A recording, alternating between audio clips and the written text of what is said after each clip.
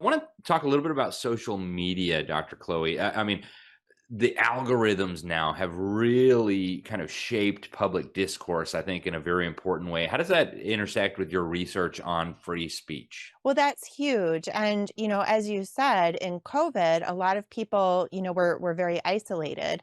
In fact, in part because the government at the time was directly influencing social media companies to thwart and dethrottle and shadow ban people who were saying that a man can't become a woman, right? For example. And so then your average person would get online and think, well, I guess I'm the only person who thinks this.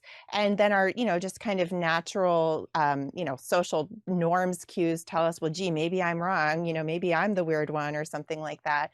And so it's like the emperor's new clothes. Somebody just has to be the first to say it and break the spell. But if the government is interfering with social media as they were, then they can really start to tamper with our sense of social consensus as a society. Yeah, and I mean the consequences, as we all saw, were absolutely devastating. Explosion of drug use and alcoholism and suicide and depression, and it was just a miserable time for those, at least who were paying attention to their TVs and Dr. Fauci. A lot of us just opted out entirely. Dr. Carmichael, what are the implications of all this? Like, what should we be doing differently as a society now that we know some of the things that you're talking about?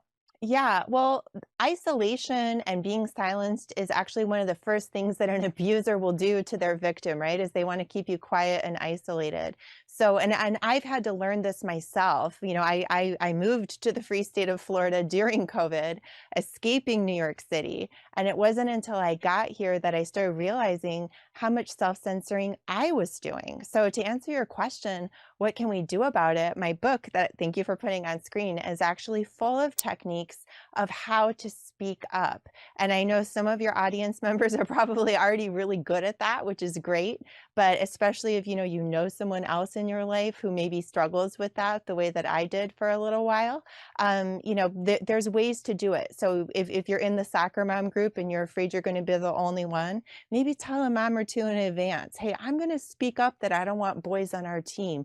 Would you be willing to back me up, right? Or making a little bit of a plan in advance, or there's a lot of ways you can do it depending on the situation. But one way or the other, just understand that speaking up is really important to your mental health. It helps you to think more clearly. It helps you to emotionally regulate, and it helps you to build stronger relationships. So a lot of people don't do it because they think, well, I don't want to stick my neck out there. It'll be safer to just keep quiet. But I want people to know it actually can endanger you if you don't speak up.